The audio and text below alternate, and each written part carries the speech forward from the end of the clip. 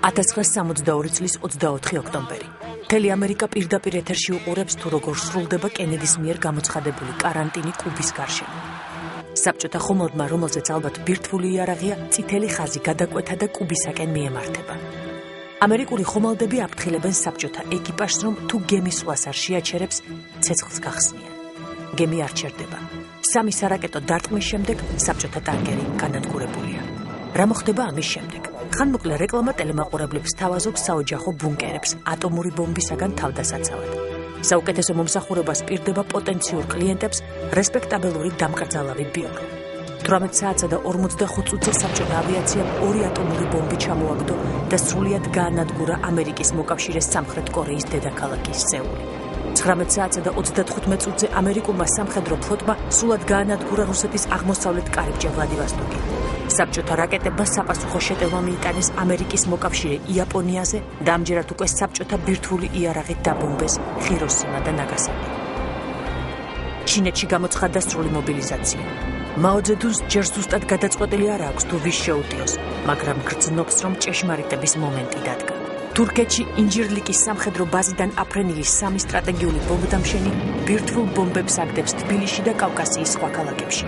თბილისში ბომბი ტექნიკური გაუმართავობის გამო არ ფეთქდება. ხრუშოვი გასცემს ბრძანებას, რომ რაკეტები ესროლონ ამერიკის მთავარ ქალაქებს. ამერიკიდან უკვე საპასუხო რაკეტები მოფრინავენ მოსკოვისაკენ. საფრანგეთი სასწრაფოდ აცხადებს ნეიტრალიტეტს, მაგრამ უკვე გვიანაა. ასეთია დიპლომატ ზურაბ აბაშიძის წიგნში ცივი ომი გაკეთებული ნახევრად სერიოზული პროგნოზი იმისა, თუ რა მოხდებოდა სამყაროში 1962 წლის 24 ოქტომბერს. ხრუშოვის ავანტიურაზე კენედის პასუხი რომ გაეცა და საბჭოთა ხომალდისათვის ცეცხლი მართლაც გაეხსნა. რეალურად ამერიკელებმა ხრუშოვის მორიგი გამოხტომა ჩაყლაპეს და ცივი ომის რეჟიმში განაგრძეს მუშაობა. სამაგიეროდ კრემლში მავანთ გონიერება ეყოთ სამყაროს აღსასრული მთელი სისრულით დაენახათ და სასწრაფო რეჟიმში ბომბების არა, მაგრამ ნიკიტას გაუმნებელყოფა კი დაიწყეს. თავად ამ პროგნოზის ავტორი კი 62 წლის შემოდგომაზე 11 წლის ბიჭი იყო. თბილი მშვიდი ამინდები იდგა. აბაშიძეების ოჯახი წყნეთის აგარაკიდან თბილისში გადმომბარგებას არ ჩქარობდა. ზურა სკოლაში წყნეთიდან დაყავდათ. ერთ საღამოს ოჯახის უფროსმა ირაკლი აბაშიძემ ყველა შეკრიბა და გამოუცხადა, რომ მოსალოდნელი იყო ატომური ომის დაწყება. და ამიტომ სვანეთში უნდა გახიზნულიყვნენ.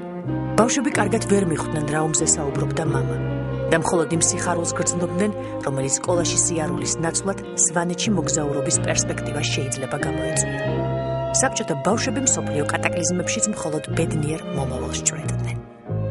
ზურაბ აბაშიძე საბჭოთა ბავშვების იმ ნაწილს განეკუთვნებოდა, ვისთვისაც როგორც ჩვენში იტყვიან, მართლაც გაისროლა ავრორა.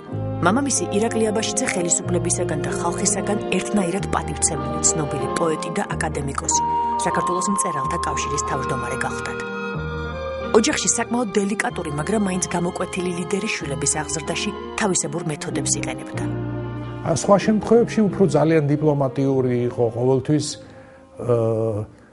ისე ეჭირა თავი თითქოს არ იჯერებდა, ვთქვათ, მე ან ჩემი ძმა რომ ცუდ ნიშნებს მივიღებდით, მე ეს არ მჯერა ეთყოდა დედაჩემს, მაგას როგორ დავიჯერებ, ვთქვათ, რომ ცუდი ნიშანი მიიღეს და ეს რაღაცა ისეთ განწყობას ქმნიდა ჩვენში, რომ აი რაღაც გვეუხერხულებოდა, აი ესეთი ასე ვთქვათ დიპლომატიური ის ქონდა არჩეული ფორმა ჩვენი აღზრდის და საკმაოდ წარმატებული სხვათა შორის. აი გძნობდი, რომ ჩემი მოქცევა, ჩემი ცხოვრება მარტო მე არ მეკუთვნოდა, რაღაც სხვა პასუხისმგებლობაც მქონდა, მშობლების პასუხისმგებლობაც. ამიტომ ალბათ იქიდან მოყოლებული შემორჩა ეს მეტნაკლებად რაღაც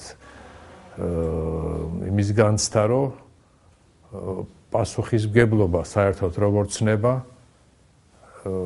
ნაკლებად მნიშვნელოვანი არ არის, ვიდრე თავისუფლება. რა პატარაა დედამიწა აბაშიძეების ოჯახში ერთმა შორეულმა ჩინურმა მოვლენამ ყველაფერი შეცვალა. მაო ძედუნმა 1966 წელს კულტურული რევოლუცია წამოიწყო. ამ კამპანიის საბოლოო მიზანი მესი ხელისუფლების გაძლიერება და ოპონენტების განადგურება იყო. მაომ კულტურული რევოლუცია ტრადიციული საზოგადოების საფუძვლების რყევით დაიწყო და შეტევა ჩინეთის უდიდეს ავტორიტეტზე, კონფუციზე მიიტანა, რომელიც დაახლოებით 2500 წლის წინათ ცხოვრობდა. კონფუცი და მისი მიმდევრები რეაქციონირებად გამოაცხადეს და მათ წინააღმდეგ დაირასდნენ. ეს მოვლენები, რა თქმა უნდა, საქართველოსთან ათასობით კილომეტრში ხდებოდა და მათ ერთი შეხედვით არანაირი კავშირი არ უნდა ჰქონოდა ქართველთა წინაპრებთან. მაგრამ გამოჩნდა ადამიანი, რომელმაც ამ მოვლენაში ჩვენი ქვეყნისათვის სასარგებლო მარცხნის პოვნა შეძლო.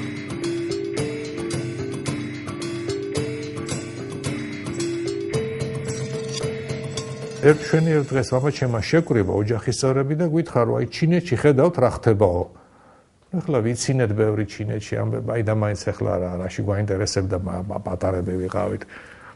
და მაშინ სრულიად სერიოზულად გითხრა, რომ რას ფიქრობთ, ასე რო ვქნათ, ესე იგი, რომ მაშინ როდესაც ჩინელები ეგრძვიან კონფუცის და თავის წინაპრებს, იქნებ რაღაცნაირად დავარწმუნოთ საბჭოთა ხელმძღვანელობა იმაში, რომ გამოვარჩინოთ, აი ჩვენ როგორ ვაფასებთ ჩვენ წინაპრებს და ჩვენ დიდ წინაპარს, კერძოდ შოთა რუსთაველს და აი ასეთი соусით წავიდა ეს ინიციატივა აქედან მოსკოვში და იქ მოიწონეს. ასე რომ აი ჩინეთის კულტურული რევოლუცია რაღაცაში დაგვეხმარა აქ ყოველ შემთხვევაში აი ამ იუბილეს ორგანიზებაში ნამდვილად ერთ-ერთი იდეოლოგიური საფუძველი სწორედ ეს იყო. შოთა რუსთაველის იუბილე მაო ძედუნის ჯინაზე ჩატარდა. აი ეს არის აეროდრომიდან იერუსალიმისკენ მიმავალი გზა. ამ მოვლენებამდე 6 წლით ადრე ირაკლი აბაშიძის თაოსნობით იერუსალიმში ქართული სამეცნიერო ექსპედიცია გაემგზავრა, რომლის წევრები ასევე იყვნენ აკაკი შანიძე და გიორგი წერეთელი. საქართველოში ექსპედიციამ მოგზაურობის ისეთი სურათები ჩამოიტანა, რამაც ეროვნული გრძნობების გამოვლენაში შეზღუდული საზოგადოების ცნობიერება ააფორიაგა. შოთა რუსთაველის ფრესკის აღმოჩენამ დიდი რეზონანსი გამოიწვია.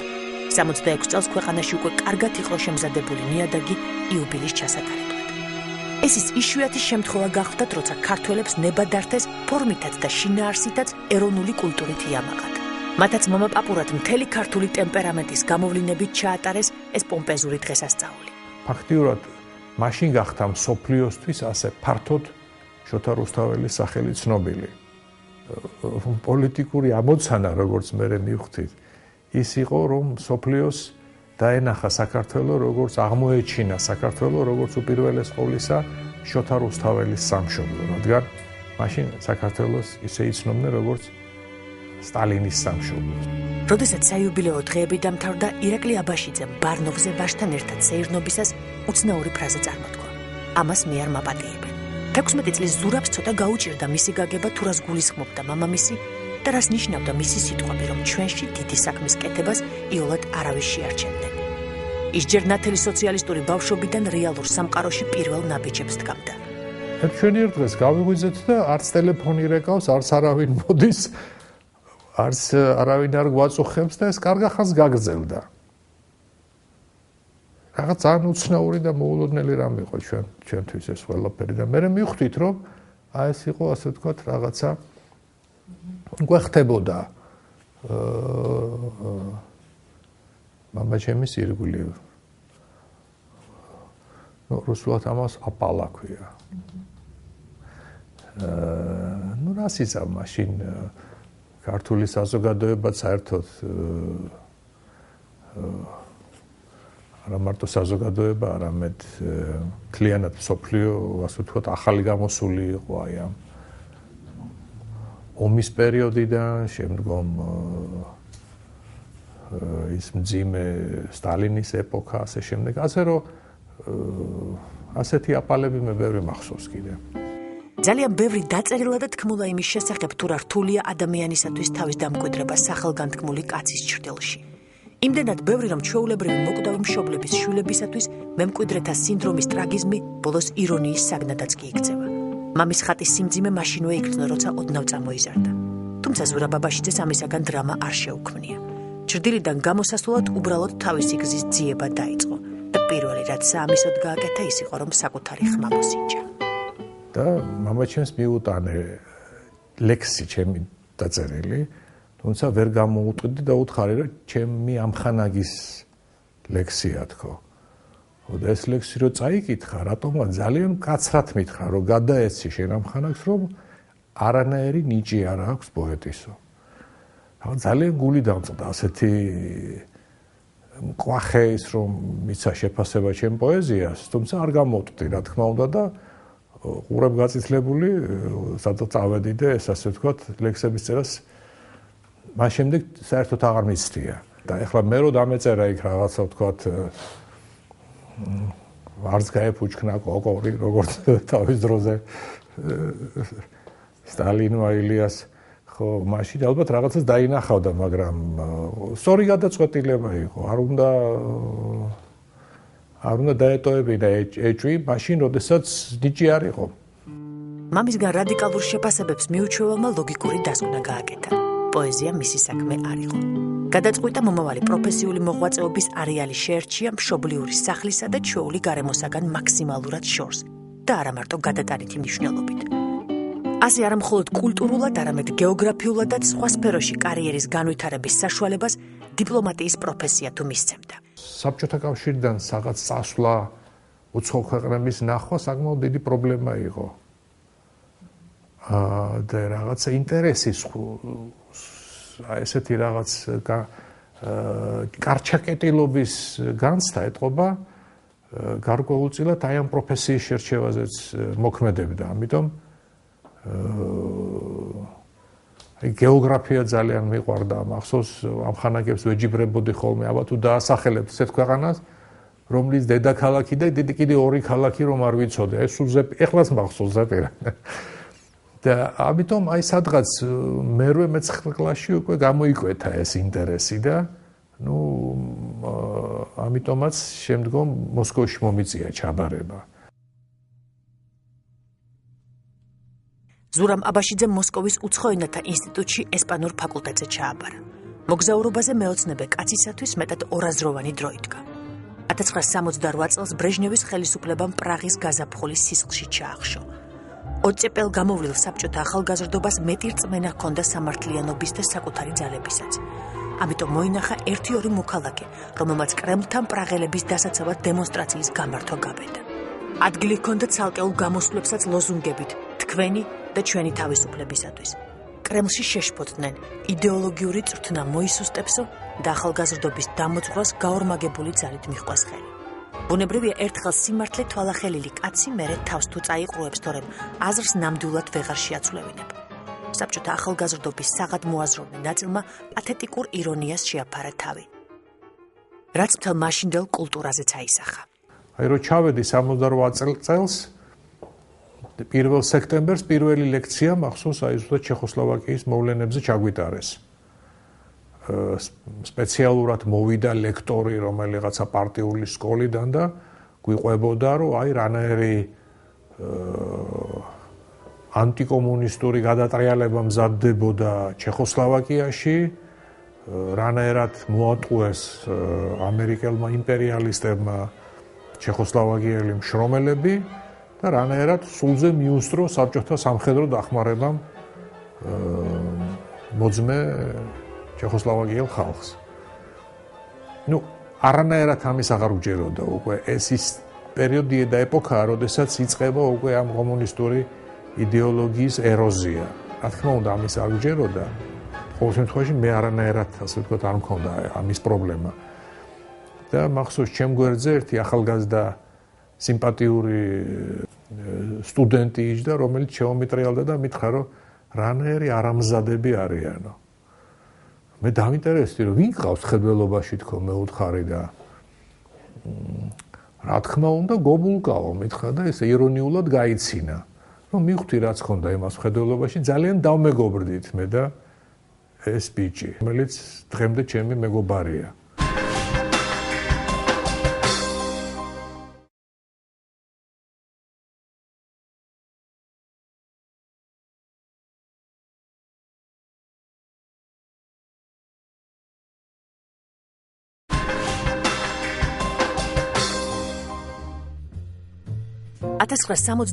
წელს ზურაბ აბაშიძე საქართველოს საბჭოთა სოციალისტური რესპუბლიკის საგარეო საქმეთა სამინისტროს პირველი მდივნის პოსტზე დაინიშნა. 1978 წელს კი საშუალება მიეცა თავისი პროფესიის საუკეთესო ნაწილით დამტკბარიყო. ის ბომბეიში მიავლინეს, როგორც საბჭოთა საკონსულოს ატაშე. ბევრი რამე აკრძალული ქონდა ჩვენ.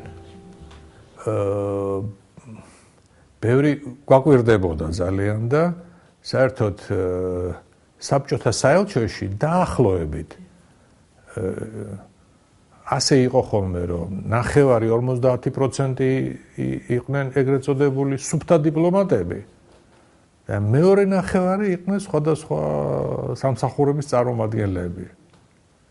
ეს იყო დაზვერვა, სამხედრო დაზვერვა, ასეთი სამხედრო დაზვერვა, ისეთი სამხედრო. აი დაახლოებით ესეთი შეფარდება იყო. ნუ რა თქმა უნდა, ამ ხალხის ერთ-ერთი ფუნქცია იყო არა მარტო რაღაც ინფორმაციის მოპოვება, სადღაც ასე ვთქვათ,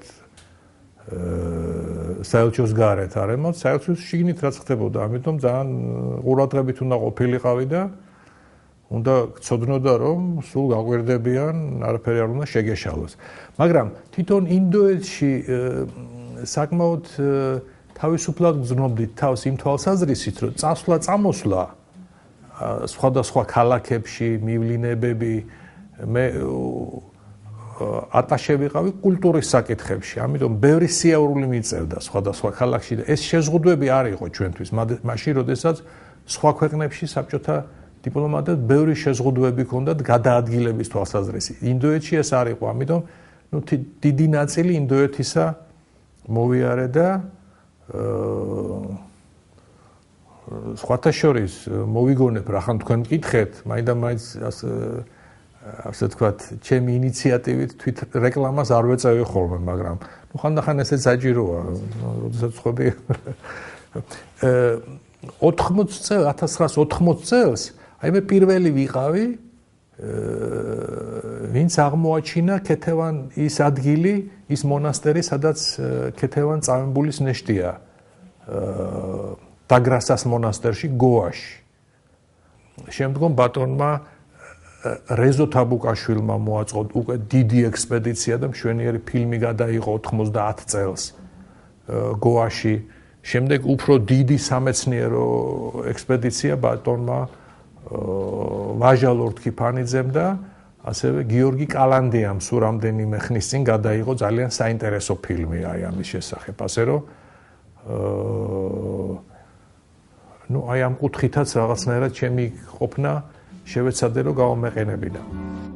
ინდოეთიდან საქართველოში 1980 წელს დაბრუნდა, როგორც საქართველოს საგარეო საქმეთა სამინისტროს განყოფილების გამგე.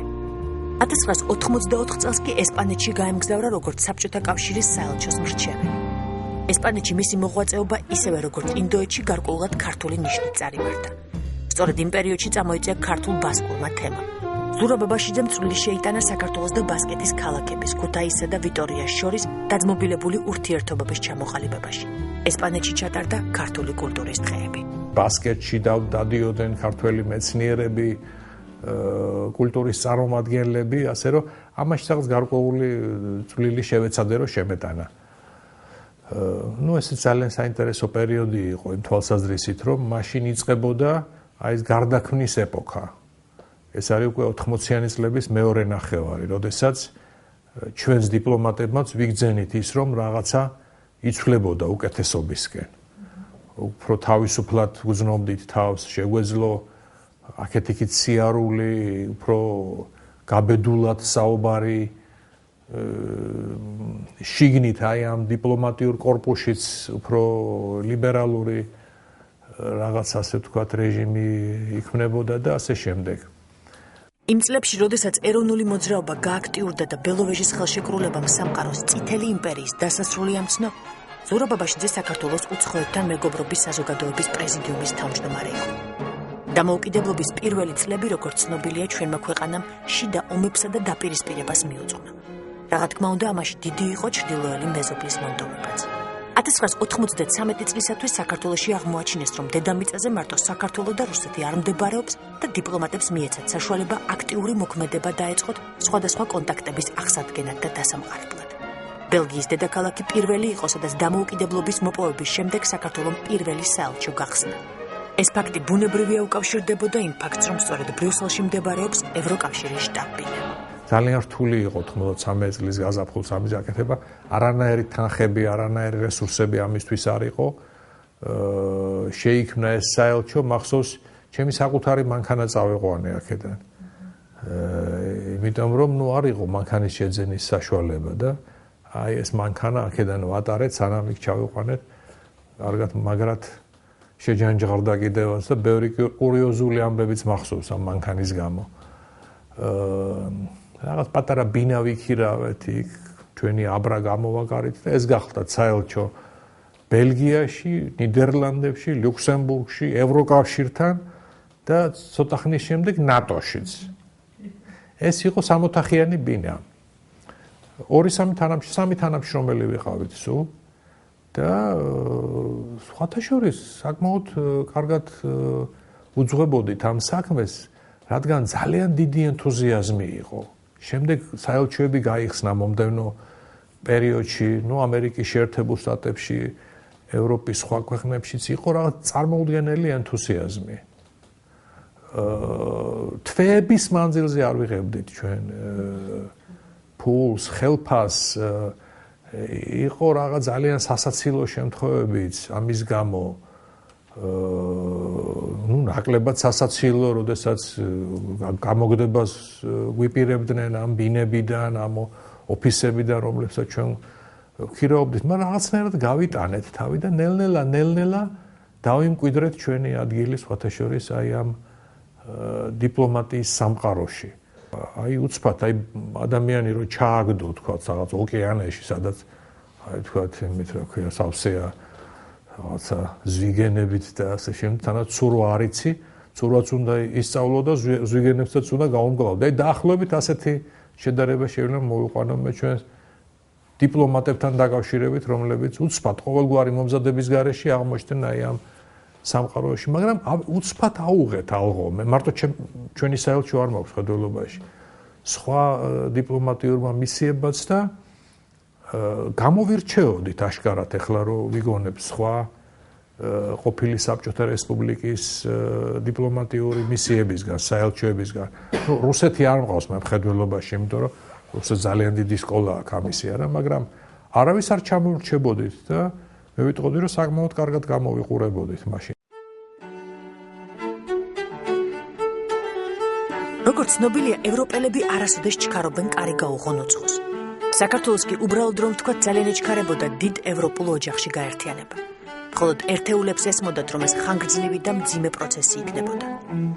პოსტსაბჭოთა სივრცე ევროპას ძირითადად რჩეული ლიტერატურიდან იცნობდა და ვერაფერ წარმოიდგენდა, როგორ შეიძლებოდა დევნილისათვის, რომელსაც მგელი მოსდევს, თავშესაფრის მიცემამდე ჩაცმისა და ქცევის ეტიკეტი შეემოწმებინა ჰიუგოს დიკენსისა და andersenis იდეალებზე აღზრდილ საზოგადოებას. ერთხელ მოვიდა ჩვენი ოფისის პატრონი და გითხრა, რომ ხვალიდან დატოვეთ წადით. ვეღარ მოვიცდი, იმიტომ რომ 5 თვე აღარ გადაგიხდიათ უკვე ფული. თბილისში დავრეკე მე რამდენჯერ უკვე მინისტრის მოადგილეს ველაპარაკე და მინისტრის მოადგილემ მითხრა საგარეო საქმეთა სამინისტროში, რომ რაში ეცი საქმე მორიგის სეკვესტრიაო ბიუჯეტისო და აბა რა ვქნათო. ვერ ვაგზავნეთ ფულსო. მე ვთხარი, კარგი, გადმოგირეკავ ცოტა ხანში, თქო და გადაურეკე და უთხარი, რომ ველაპარაკე სახლის პატრონს და აუხსენი, რომ სეკვესტრია და იმან მითხრა, რომ რა ხან სეკვესტრია, რას იზავებს ეგიას ყველას გვეხება და ვაპატიეს თქო. ამ საკმაოდ სერიოზულად მიიღო ეს ჩემი, ასე ვთქვათ, ხუმრობის მცდელობა. ხა რაში აინტერესებდა ბელგიელ სახლის პატრონს, სეკვესტრი იყო საქართველოს ბიუჯეტისა თუ არა. რაღაცნაირად გადავრჩით და გადაგვარჩინა სხვათა შორის საქართველოს საპატიო კონსულმა, ჰოლანდიელმა კაცმა, რომელმაც მოგვიხერხა და ბანკში კრედიტი აგვაღებინა. თავისი ბინა ჩადო გარანტად ამ კაცმა. 1993 წელს სოხუმის დაცემამდე რამდენიმე დღით ადრე ზურაბ ბაბაშიძე ნატოს გენერალურ მდივანს მანფრედ ვიორნერს გაუფრთხილებლად სახლში ეწვია თხოვნით, რათა ალიანს საქართველოსათვის რაიმე ფორმით მხარი დაეჭირა. მომდევნო დღეს გენერალურმა მდივანმა მკვეთრი განცხადება გააკეთა. ასეთ რთულ ვითარებაში გადაიდგა ნატოსთან თანამშრომლობის პირველი ნაბიჯები. საქართველო პირველი იყო სამხრეთ კავკასიის ქვეყნებიდან, რომელიც ევროპის საბჭოში გაწევრიანდა. იმავე წელს მიიღეს მსოფლიო სავაჭრო ორგანიზაციაში. ხელი მოეწერა ხელშეკრულებას ევროკავშირთან თანამშრომლობის შესახებ. საქართველო შეუერთდა ნატოს მშვიდობისა და პარტნიორობის პროგრამას. 1993 წელს სტამბოლში ხელი მოეწერა ხელშეკრულებას რუსული სამხედრო ბაზების გაყვანის შესახებ. ამოქმედდა ასევე ბაქო-ჯეიჰანის ისტორიული პროექტი. ეს არის იმ მნიშვნელოვან მოვლენათა მოკლე ჩამონათვალი, რომელსაც უკავშირებენ ქართველი დიპლომატების მოღვაწეობას დასავლეთში. 93 წლიდან 2000 წლამდე ზურაბ ბაბაშიძე იყო საქართველოს ელჩი ბენელუქსის ქვეყნებში და ევროკავშირთან და ნატოსთან საქართველოს მისიის ხელმძღვანელი. შემდეგ კი 4 წლის განმავლობაში მას მოედნის მეორე მხარეს მოუწევს თამაში, თუმცა ამაზე მოგვიანებით. მოცემული პოზიტიური მოვლენათა ჩამონათვალი ეფექტურობას ნამდვილად არ არის მოკლებული, მაგრამ გაღატაკებული და ნაუმარი ქვეყნისათვის ეს ზღვაში წვეთი იყო და ჯერჯერობით არსებობის პრობლემებსაც ვერ აგვარებდა ქვეყანაში. იმ ამაღელობელ წუთებში, როდესაც ზურაბ ჟვანიამ ცნობილი ფრაზა „მე ვარ ქართველი, მაშასა და მე ვარ ევროპელი“ წარმოსთქვა, ევროპაში არაზუსტი მონაცემებით ლეგალურად და არალეგალურად 250,000 ქართველზე მეტი იმყოფებოდა. ევროპელები ძალიან ნელა მოქმედებენ, მაგრამ ძალიან ისე აკადემიურად და ასე ძირფესვიანად აკეთებენ ყველაფერს, მაგრამ სანამ ალღუ აუღეს ყოფილი საბჭოთა კავშირიდან წამოსულ ემიგრანტებს საკმაოდ ბევრი დარჩა იქ და კარგად მოერგო კიდევაც. გააფორმებდნენ რაღაც ფიქტიურ ქორწინებას და შემდეგ ბელგიაში მაგალითად ესეთი წესია, რომ მთელი ცხოვრება თუ არ იმუშავებ, მთელი ცხოვრების მანძილზე გაქვს პენსია. აი ეს პენსია მაშინ ჩვენ საქართველოს ჩამოსული ახალგაზრდების ასტრონომიური თანხა იყო, სადღაც $800 თუ ეს. ასე რომ ბევრმა გაახერხა ასე ვთქვათ, სექსუალური უმცირესობების წარმომადგენლები ვართო ზოგიერთი ამტკიცებდა. მაგალითად, მახსოვს ჩვენი კონსული ლუქსემბურგში ჩავიდა, ციხიდან გვინდოდა გამოგვეყვანა ერთი ახალგაზრდა პატარა ქურდობისთვის თუ რაღაცის და მაშინ ისეთი უბედური მდგომარეობა იყო საქართველოში, არა გაზი, არა სინათლე, არაფერი, რომ მოვიდა ჩვენი კონსული იმან თხოვა დამანებე თავი, რომ შვენივრად ვარ ამ ციხეში მაჭმევენ, მასმევენ, განათლებასაც ვიღებ, ტელევიზორსაც უყურებ, შვენიერი ბიბლიოთეკა ასე შემდეგ. 2000 წელს ზურაბ ბაბაშიძე რუსეთში საქართველოს სრულუფლებიანი ელჩი ხდება და პროცესში უკვე სულ სხვა მხრიდან მონაწილეობს. ამ პოსტზე მისი დანიშვნის შესახებ მაშინდელმა საგარეო საქმეთა მინისტრმა ირაკლი მენაღარიშვილმა შეატყობინა. როგორც თავად იხსენებს, სიხარული ნამდვილად არ უგრძნია. რასიზმ, ასეთია ჩვენი პროფესიაო, სამძიმარივით ჟღერდა მინისტრის სიტყვები. 2000 წლამდე მეტნაკლებად რუსეთთან ნორმალური ურთიერთობები იყო, რთული ძალიან, იყო ძალიან კრიტიკული მომენტებიც, გამწვავების, ასე ვთქვათ, მომენტებიც, მაგრამ საერთო ჯამში, მაინც რაღაც დიალოგი მიმდინარეობდა და ურთიერთობები რაღაც ასე ვთქვათ, დაკარგული არ იყო ეს საერთო ენა. მაგრამ მას შემდეგ, რაც დაიწყო ჩეჩნეთის მეორე ომი და აი პანკისის კრიზისი გაღვივდა ჩვენთან აი აქ თბილისიდან სულ რაღაც 100 კილომეტრში თუ ნაკლები კიდე არა. მას შემდეგ რაც ჩეჩნეთიდან გადმოვიდნენ ეს ტოლვილები, მათ შორის ბოევიკები, რომლებიც რასაც ჩვენ თავიდან არ ვაღიარებდით, იმიტომ რომ არ ვიცოდით ვინ იყო ბოევიკი, ვინ არ იყო. რუსეთთან ურთიერთობები ძალიან გაგვიმწვავდა, იმიტომ რომ ბატონი პუტინისთვის ეს ჩეჩნეთის ომი, განსაკუთრებულად მნიშვნელოვანი და ესეთი მწვავე თემა იყო ძალიან. იყო ძალიან დიდი ზეწოლა ჩვენზე, რომ დაგვეწყო რაღაც სპეცოპერაცია ჩაგვეტარებინა ბანკისში, ერთობლივად რუსეთთან ერთად, ამაზე ჩვენ რა თქმა უნდა ვერ მივდიოდით. მერე იყო ზეწოლა, რომ თვითონ რუსეთს სამხრივად ჩაეტარებინა, რა თქმა უნდა ამაზე ჩვენ კიდე უფრო, ასე ვთქვათ, კაცრად ვიყავით უარზე.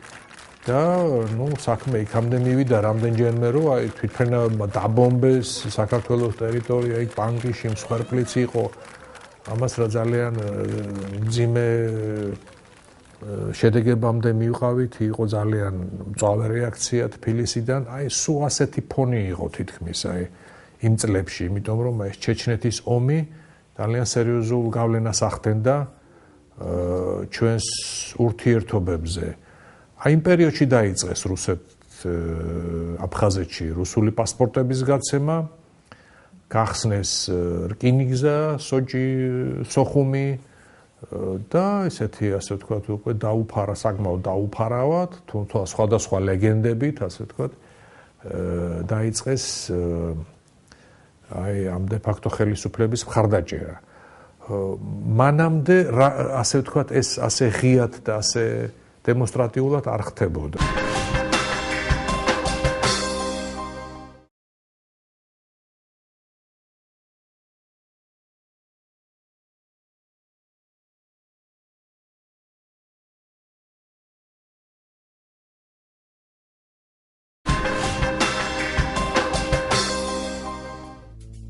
რუსეთის ფედერაციაში პუტინის მოსვლა და ხელმეორედ არჩევა დაემთხვა ჯორჯ ბუშის პრეზიდენტად არჩევას ორივე ვადაში. ამ პოლიტიკურ ლიდერებს საერთო მხოლოდ ერთი ჰქონდათ. ისინი არასოდეს ერიდებოდნენ თამამი გადაწყვეტილებების მიღებას. ასე დაიწყო 21-ე საუკუნე. რუსეთმა ზესახელმწიფოს იმიჯის აღდგენა განიზრახა და ამის განხორციელებისათვის ყველაზე ბანალური ხერხი შეარჩია. დაუპირისპირდა აღიარებულ ზესახელმწიფოს, ამერიკის შეერთებულ შტატებს. საქართველომ კი მოახერხა და ძალიან მალე მოხვდა იმ საბედისწერო ჩამონათვალში, რომელთან დაკავშირებითაც ამ ორ ქვეყანას განსხვავებული მოსაზრებები აქვს. მეტნაკლებად ჩვენ ამ ურთიერთობების დაბალანსებას ვახერხებდით. საერთოდ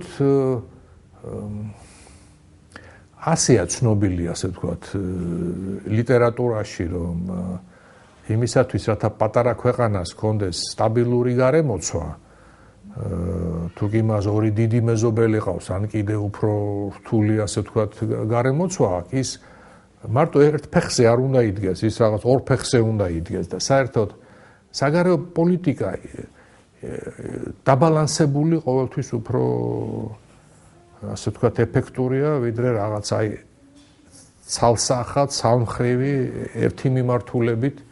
ყოველად წარმოუდგენელია, რომ შევეგუოთ იმას, რომ აი ესეთი დიდი მეზობელი, ესეთი რთული მეზობელი, როგორც რუსეთია, აგერ ჩვენს გვერდზეა, მისი შეერაღებული ძალები აქვე დგას და ჩვენ მასთან პრაქტიკულად, ასე ვთქვათ, არ ვსაუბრობთ.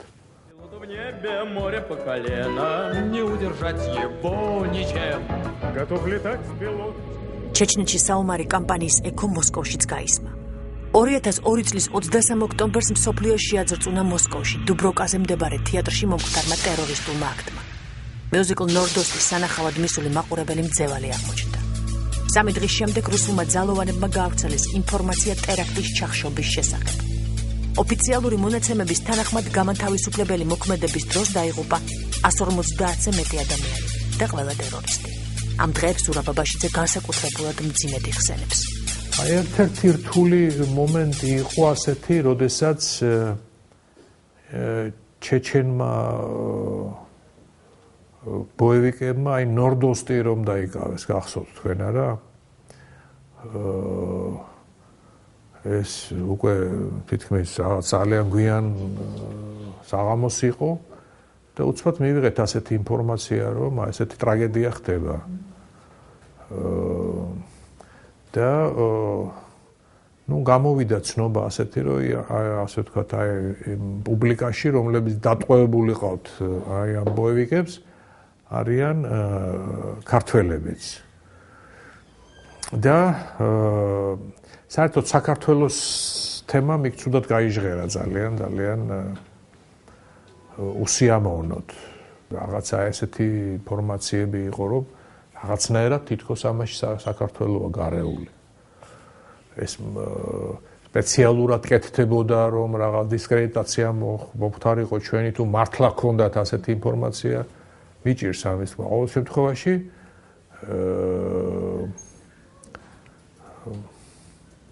როდესაც დადგა საკითხი, რომ რამდენიმე კაცი შეიძლება შესულიყო იქ შენობაში და რაღაცა კონტაქტი განხორციელებული იყო აი ამ ბოევიკებთან. მაშინ ჩვენ უთხარით, რომ თუ გინდათ ჩვენც ვიპოვით ისეთ ხალხს, ვინც აი შევლენ და იქ თუ კი არიან ქართველები, მათ გამოიყვანენ იქიდან თუ გნებავთ, ეს საელჩოს ხალხი იყოს. აი ამ ნაბიჯმა და ასე ვთქვათ მზადყოფნამ იმისა, რომ აი ჩვენს რაღაცნაირად აი ამ კრიზისში რაღაცნაირი მონაწილეობა მიგვეღო. გარკვეული გავლენა იქონია და ეს ინფორმაციები უცბად შეწყდა. რუსეთისა და დასავლეთის ურთიერთობის გამწვავების პიკი მალე კავკასიონის ქართულ ნაწილზე გადმოინაცვლებს. ეს მალე 4 წელიწადში 2008 წლის აგვისტოში იქნება. ჯერჯერობით კი 2004 წელია და ეს თარიღი მხოლოდ პეკინში ზაფხულის ოლიმპიური თამაშების თარიღად არის დასახელებული. რაც თავისთავად იმით არის აღსანიშნავი, რომ აზიაში მსგავსი ღონისძიების გამართვის მეორე პრეცედენტია. ჯერჯერობით რუსებს ქართველების საბარგო თვითმფრინავებით არ გამოუყრიათ ქვეყნიდან და საქართველოშიც ჯერ ისევ ჭოჭმანობენ იმ საკითხზე. ჩვენები არიან რუსები თუ სხვისები. სამაგიეროდ ეს ძალიან კარგად ჩამოაყალიბეს ბალტიისპირეთის ქვეყნებმა. 2004 წელს ისინი უნგრეთთან, პოლონეთთან, კვიპროსთან, ჩეხეთთან და სლოვაკიასთან ერთად ევროკავშირში ყველაფრის მიუხედავად გაწევრიანდნენ. ეს რუსეთში ლამის პირად შეურაცხყოფად მიიღეს. მით უფრო რომ რეალური ზესახელმწიფო თავისი ძლიერების დამადასტურებელი მტკიცებულებების ყველაზე კადნიერ გამოხატულებასაც არ ერიდება. ერაყში საბრძოლო მოქმედებებს იწყებს, როგორც რუსი კლასიკოსის ბულგაკოვის რომანშია, ანუშკამ უკვე იყიდა მზესუმზირის ზეთი და არა მხოლოდ იყიდა დაღვარა კიდეც. სწორედ ამგვარ ვითარებაში მოუწია ზურაბ აბაშიძეს ერთ-ერთი უმნიშვნელოვანესი გადაწყვეტილების მიღება. 2004 წელს მისი როგორც ელჩის უფლებამოსილება დასრულდა. ერთი წლის თავზე მე გადაწყვეტილება უნდა მიმეღო, ან იქ უნდა დარჩენილიყავი უკვე, რაღაცა ბინა უნდა გვეყიდა, უნდა დამკვიდრებულიყავით, იმიტომ რომ აქ დაუბრუნებულიყავით, თითქოს მაინდა-მაინც არაფერი შესახები არ მქონდა და მატერიალურად საკმაოდ კარგად ვიყავით ახლა ჩვენ, მაგრამ მაინც გადავწყვეტე, რომ უნდა წამოვსულიყავით ჩვენ და დავამშვიდობე, იმათ წამოვედით და ჩამოვედით თბილისში. კარგ ახანს უსაქმურად ვიყავით მართალი რო გითხრათ, რაც საკმაოდ რთული ყოფილა. როდესაც თელი ცხოვრება რაღაც რეჟიმში მუშაობ, ჩინოვნიკის რეჟიმში, ცხრიდან რაღაც პერიოდამდე, მე უცბად რო აღმოჩნდება, რომ საქმე არ გაქვს, რაღაც ძალიან ძნელი ყოფილა, დილიდიები და არის საწახვიდე. არ ვნანობ, რა თქმა უნდა, არანაირად და მე ვფიქრობ, რომ აი პასუხისმგებლობა რო ვახსენე მე თავიდან, მე არანაირად არ მქონდა ხა ამის უფლება რომ ის გამეკეთებინა. მარტო რო ვიყო კი, მაგრამ როდესაც რაღაცას გძნობ, რომ მარტო შენ თავს არ ეხება ეს, მაშინ გადაწყვეტილება რაღაც ფაქტორების გათვალისწინებითაც უნდა მიიღო. აბსოლუტურად სწორი იყო ეს გადაწყვეტილება და ახლა რომ ჩავდივარ იშვიათად, მაგრამ მაინც ჩავდივარ მოსკოვში, კიდევ უფრო ვწმუნდები, რომ სწორი გადაწყვეტილება იყო.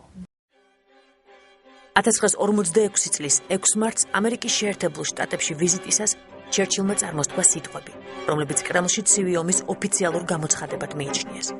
შტეტინიდან ბალტიის ზღვაზე და ტრიესტამდე ადრიატიკის ზღვაზე მთელი კონტინენტის გადაკვეთით ევროპაში დაეშვა რკინის ფარდა.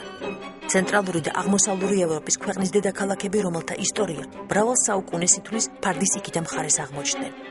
ვარშავა და ბერლინი, პრაღა და ვენა, ბუდაპეშტი და ბელგრადი, ბუქარესტი და სოფია. ეს მშვენიერი ქალაქები და მათი მოსახლეობა საბჭოთა გავლენის სფეროში მოექცა. ცივ-ომს რეალური ტემპერატურით ბევრი ცხელი ომი ვერ შეედრება. შეიძლება ითქვას, რომ ეს იყო პოლიტიკოსთა მიერ ჯიუტად აგვიატებული სახელი, რომელიც იმედს უტოვებდა მსოფლიოს სამშვიდობოზე მყოფ მოსახლეობას, რომ ომი დამთავრდა და მშვიდობას უფევდა. იმ დროს, როცა მილიონობით ადამიანის სისხლი იღვრებოდა უნგრეთში, ჩეხოსლოვაკეთში, ვიეტნამში, ჩინეთში, კამბოჯაში, ავღანეთში, პრაქტიკულად დედამიწის ყველა კუთხეში. სწორედ ტერმინით ცივი ომი გამოდგა ის საუკეთესო ინკუბატორი, რომელმაც ძლიერ სახელმწიფოებს უპრეცედენტო გამანადგურებელი ძალის მქონე შეიარაღების წარმოებისაკენ უბიძგა. ეს ფაქტიურად მესამე მსოფლიო ომი იყო. ცივი ომი იყო მესამე მსოფლიო ომი, რომელიც თითქმის 45 წლის მანძილზე მიმდინარეობდა.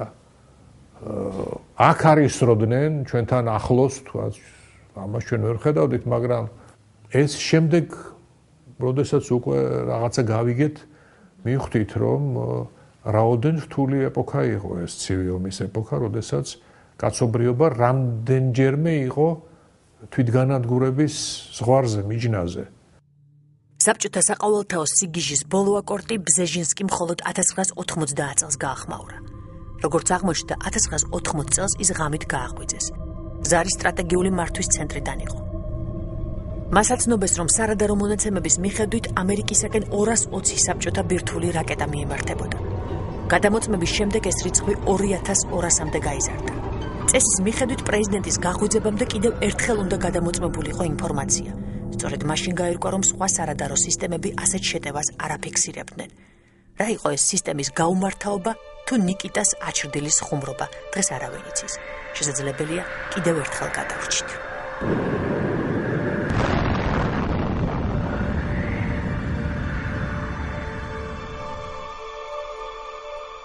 ზურაბ აბაშიძე თავის წიგნში წერს. მე-20 საუკუნის ყველაზე დიდი უბედურება გახდათ ნაცისტური გერმანია და ბოლშევიკური რეჟიმი, რომელმაც მოაწყო საკუთარი მოსახლეობის გენოციდი. ასეთი რამ კაცობრიობის ისტორიაში არ მომხდარა. მისი შეფასებით სხვა ქვეყნებიც ცოდავდნენ საერთაშორისო ნორმების დარღვევით. შეიძლება ნაკლებად, მაგრამ მაინც ცოდავდნენ. საბჭოთა კავშირი არ არის პირველი იმპერია, რომელიც დაინგრა. იგი უბრალოდ უკანასკნელია და მასზე კიდევ დიდხანს ილაპარაკებენ. გასახსენებელი ბევრი იქნება და ბევრს ნოსტალგიაც კი შეიძლება მოეძალოს იმ ილუზიის გახსენებისას, როცა გულუბრყვილო მოქალაქეებს აჯერებდნენ, რომ სანამ ჩვენს ცაზე მტრედები დაფრინავს, მშვიდობას არაფერი ემუქრება. ბრეჟნევის ეპოქაში როდესაც მართლაც თითქოს არაფერი არ ხდებოდა ირგვლივ, იყო ეს ეგრეთ წოდებული უძრაობის ხანა. მაშინ როდესაც მამა ჩემი მიყვებოდა იმას, თუ რა ხდებოდა 30-იან წლებში, რაოდენ რთული ეპოქა იყო, რა ხდებოდა 40-იან წლებში, მეორე მსოფლიო ომის ამბებს, რა მძიმე წლები გამოიარა მისმა თაობამ, მართალი გითხრათ, გულში მშურდა კიდეც მისი. ფიქრობდი, რომ რა საინტერესო ცხოვრება გაიარა ამ ხალხმა, რამდენი კატაკლიზმები, რა დიდი, ასე ვთქვათ, ისტორიული ქარტეხილები გამოიარა და მე კიდე აი ამ ბრეჟნევის უძრაობას უნდა შევალიო მთელი ცხოვრება. არც არაფერი ხდება ირგვლივ. აი ესეთი განცდა მქონდა და ცოტა შურის შეგრძნებაც. თურმე ნოიტყვით, დაიწყო და დაიწყო მერე. დამთავრდა ეს ბრეჟნევის უძრაობის ეპოქა და დამთავრდა მეგრე შემდგომ გორბაჩოვის გარდაქმნა და ისეთი საინტერესო ცხოვრება დაგვეწყო. ავინაზღაურეთ ის, რაც იმ უძრაობის ეპოქაში ბედმა თავიდან აგვაცილა. არაფერი დაწყებულა დღეს და არაფერი დასრულებულა გუშინ. სამყაროს ისტორია მიზე შედეგობრიობის უწყვეტი ნაკადია და ყოველ ახალ თაობას ახასიათებს მცდარი წარმოდგენა იმაზე, რომ გუშინდელი საფრთხე დღეს მხოლოდ ისტორიული რარიტეტია. ბედნიერია ის თაობა, რომლისათვისაც ეს შეცდომა საბედისწეროდ არ მოტრიალდება და წარსულის გააზრებას დროულად შეწყობს. 2008 წლის აგვისტომ აღმოსავლეთ ევროპის ქვეყნებს ძველი იარაში ახსენა. ზურაბ აბაშიძეს დაურეკა უნივერსიტეტელმა რუსმა მეგობარმა და მათ შორის კიდევ ერთხელ გაიმართა ზუსტად ის დიალოგი, რაც 40 წლის წინ პრაღის გაზაფხულის დასასრულისას და სწავლის დაწყების პირველივე დღეს.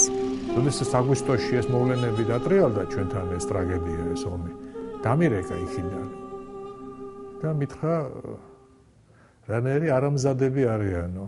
მე ვთხარი გოგულკა ყავს მხედველობაში და კიო.